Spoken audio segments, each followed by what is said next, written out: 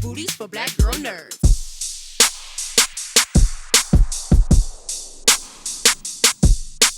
How are you today, Kelvin? I'm good, Stacey. How you doing? Wonderful. I'm so excited to talk with you today. I actually saw the premiere when I was at TIFF, Oh, cool. and I was just so impressed with just the embodiment of this character that not a lot of people knew about. Tell us kind of what it was like, what initially drew you to the role, and what was it like fleshing out his character? Joseph just had such a unique personality that was so singular. I mean, no one else was Joseph Bologne, yeah? And it was so much fun being able to find ways to play the dichotomy of trying to fit in to French society while also find sneaky ways to show off and show who you are and show what naturally comes out of us as incredible people of color, but also just incredible people of color that are artists and visionaries. And has such a beautiful mind. Um, so that was the interesting task, and how he overcame every obstacle. I was interested in that journey because the man accomplished a lot, and Mhm. not a lot was going for him. So I'm, I was like, how did he do it? Well, I was talking with Stephen and I was saying how he kind of started as a novelty and then became an asset and then kind of became a nuisance. And they, tried to villainize him in those ways. Was there anything that you learned from portraying him? Just even if your personal life or just even about him as a character? um, I think it's something similar that I find, in him, and I found the same thing when I was playing BB King and Elvis. I was like, they have a really strong understanding of the business. They have a clear scope of what's going on, who's doing what, how they're doing it, and they use it to their advantage. And I think Joseph was very savvy, and he was nobody's fool. And though he came across as like, look at me, blah blah blah blah blah. It's like, here's the distraction. I'm doing this over here, and I definitely take a note to that as I navigate my own career. Right. Well, I also love that you're so musical. You mentioned BB King, and I love the work that you put into that. That was a spectacular performance, but also into this. And I know you learned a lot in terms of how to play and how to conduct. Have you found that you kept using that as you go forward with your career? um, I think the biggest takeaway about of this experience was the fact that I could do it, Mm, and my work ethic is strong, and my discipline. I have the stamina to be able to survive something like this, because it was a very hard challenge, and I couldn't believe that I was actually being asked to do it. I right. generally thought there was gonna be some movie magic going on here, and I would have to just kind of like show up and pretend. Mhm. Um, but Stephen wanted the real deal, and Stephen really pushed me to go as far as I did. Now, will I continue playing the violin? Not right now. It takes up a lot of time, and you have to really dedicate your life to it, just like anything that you really love. And I love acting, so I'll dedicate my hours to being a better actor and being a better storyteller, and that's where my focus is. And if I get to do a hobby like this on my next job for a different thing, then I would be really grateful and excited. That's a really valuable lesson. And I think that you learned it well. You definitely honed those skills and came out with a fantastic performance. So thank you so much for taking time to talk with me today about it. And yeah, I wish you the best. It's going to be great. You too. Thank you for talking to us. Thank you.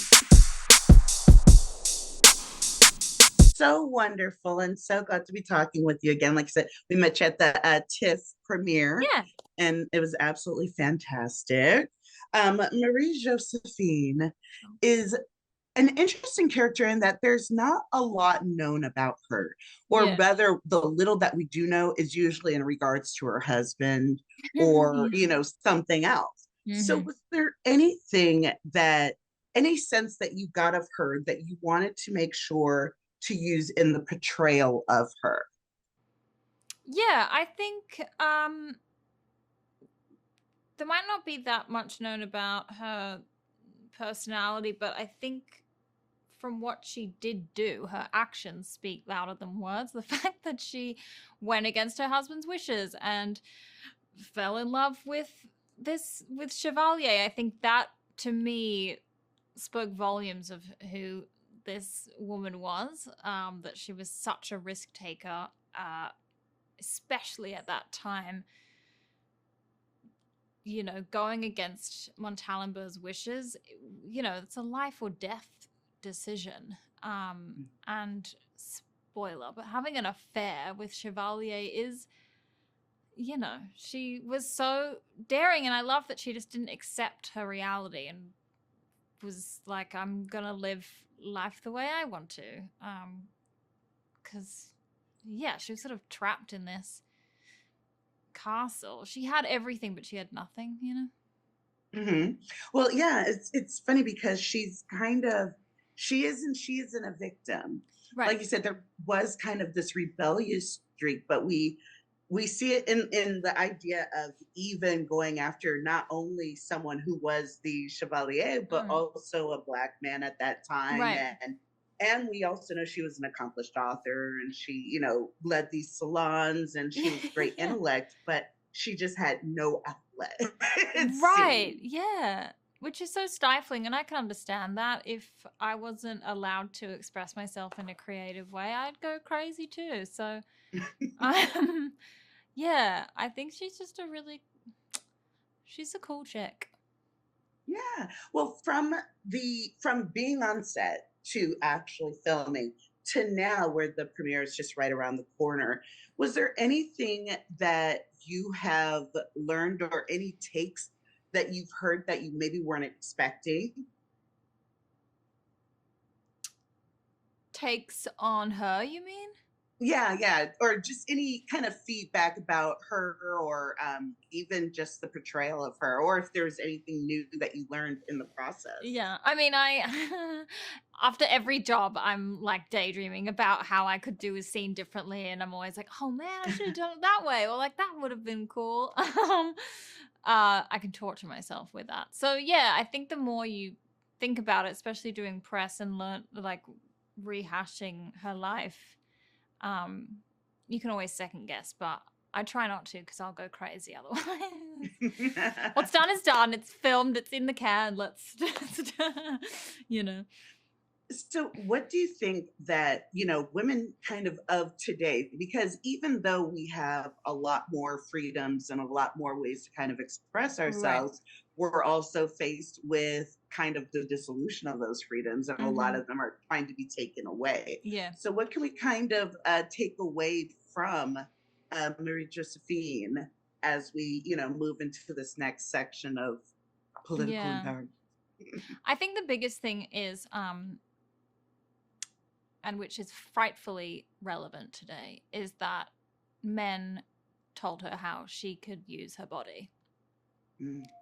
And it makes me so angry that that's still happening today.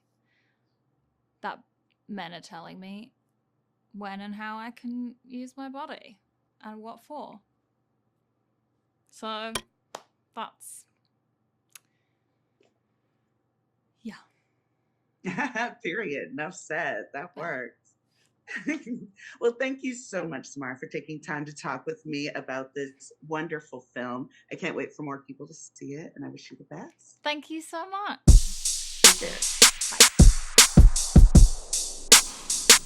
Hi, my name is Stacey Yvonne. I'm with Black Girl Nerds. I'm so excited to be talking with both of you about this movie. I actually saw it at the TIFF premiere. Yes, nice to see you again. Yes, it's so good to see you. And in fact, Stefani, last time we spoke, you were just getting in this process of getting production rolling and et cetera, et cetera. From there to now, where we're getting close to the, you know, US premiere, what have you learned that's new about the movie, or were there any kind of surprise takeaways? I'm always surprised. I'm a very shy person about my work. I'm incredibly self-deprecating, and you know, but I think that's, you know, a good thing. It's like I care very much about what I'm doing. But all to say that every time I hear that someone was touched or moved or teared up or inspired to go read more about Joseph and his story, I think that to me, you know, means the world, because we have been so close to this project, and obviously it means something to us. And I think when you're doing anything creative and you're actively sharing it with everybody, there is sort of that little tiny voice in your brain that's like, gosh, I hope that this resonates with someone. Like, I hope that someone gets this or understands this or sees the beauty in this thing or is interested in this thing. So, I mean, I think the fact that people are really connecting with this on so many different levels and truly, I think, understanding what we hope to accomplish, that has been really, really great. Well, it's such an interesting movie because even though the Chevalier is a very, specific figure, we kind of see him go from a novelty to an asset to kind of a nuisance. And they try to, even villainize him at some points. And so I want to ask you, Stephen, from a directorial standpoint, how do you kind of go about charting that change, all those different views that kind of exist at the same time? I think you said it so well. That's really, really an accurate description of what we were trying to get at. There's a world in which you look at this movie as Joseph's journey, Chevalier's journey from innocence to experience, right?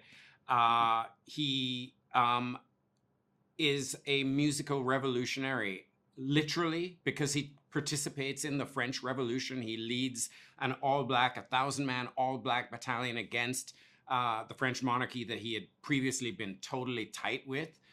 But he's also a character, a person in real life, and a character in our movie who's undergoing a revolution of the mind. He is coming into a greater sense of self-awareness and understanding. He is, as another musical revolutionary, Bob Marley, would have it, he is emancipating himself from mental slavery, right, during the course of this movie. And so just keeping that front and center and knowing that that's the trajectory that Joseph's life went on, and the version of Joseph's life that we wanted to share with others, that kind of kept us focused on that task.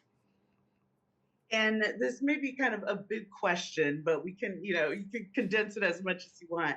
But starting with you, Stefani, I kind of wanted to ask, what is one of the impacts that you want this film to have in terms of what we're going through today?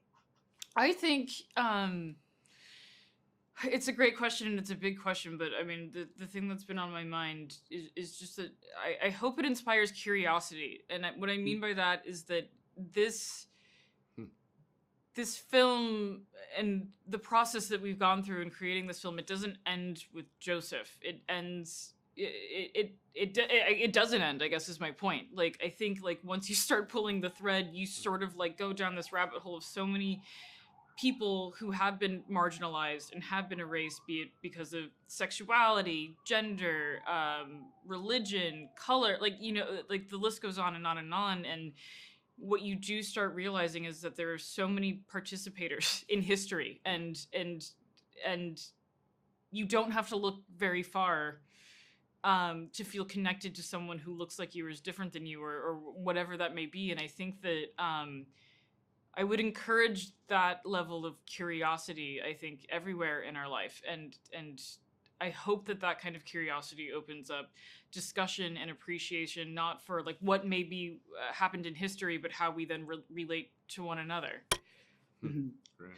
I love that answer. And I think that this movie goes a long way in doing that. You did a spectacular job with crafting something that does build curiosity, because now I'm like, okay, who's the next person? Yeah, exactly. Right. Learn about, I absolutely love it. Thank you so much for taking time to talk with me about the film. And I wish you guys the best. Thank you so much. Bye, nice to see you.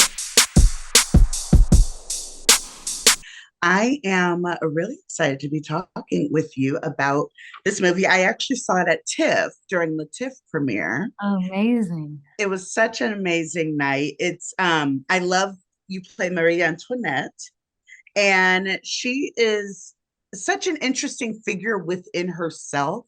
So to have her kind of be the background story in this other story is really something. Tell me what your approach was to playing Marie Antoinette, and for making her presence, but not so over showing, Chevalier. I think that's such a good point, and I think it frames her in a really interesting light, because I think we're so used to seeing her, I think, as she would see herself, as the central character, whereas this is a really interesting insight into the way that she operates as just part of a collective and the way she treats other people when she's not the main character, or when you see it in the context as it really was. So in preparation, it was just kind of, there's just so much information out there about her. So it was about reading as much as I possibly could, and then trying to discern what was useful for this specific tone of our film, and also specifically to the way that this character is utilized in this film. And so there's a kind of a wrestling process when you have all this information that it would be great to use, and then you just kind of have to let that go and kind of narrow it down. But I just feel grateful to have such an excellent and precise script to guide you through that. Well, one thing that's interesting is that she's such a controversial figure. And sometimes we have people that either try to humanize her, or we have performances that try to villainize her. When you were kind of playing her within, you said kind of matching the tone, where did you find that tone kind of fell? I think the intention was to not necessarily humanize her, but make her alluring at the beginning, or to draw the audience in the way that she was so drawn to Joseph, and make that relationship really kind of kinetic and enticing, so that then the audience really felt the extreme loss and the severity of her actions when she turns on him.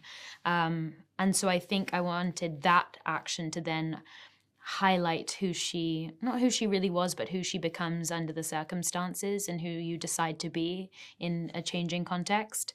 And I think I think in those last few scenes, I didn't want to play her in a way that elicited empathy from an audience. I think the script was so masterful in that it gave us all the information that we needed to understand her context and understand the way that she felt she needed to save her own life and that of her children. And so I wanted to make sure that those scenes were from a place of just utter kind of fear and self-preservation, and choosing to be myopic, choosing to see yourself still as the victim. And so that means that she's acting like a kind of cornered rat, and it's all venom and it's all attack. And it's interesting when people, I think, try still to empathize with her at the end, or at least tell me they're trying to. And it's like, you don't have to. Yeah. Please don't. Yes, and I think you did a beautiful job. It was one of my favorite performances in the film, and the film packed with amazing performances. Thank you. So thank you so much for taking time to talk with us today. Thank you so much. Thank you so much for your time. Thank you. Thank you. Take care. Thanks. Bye.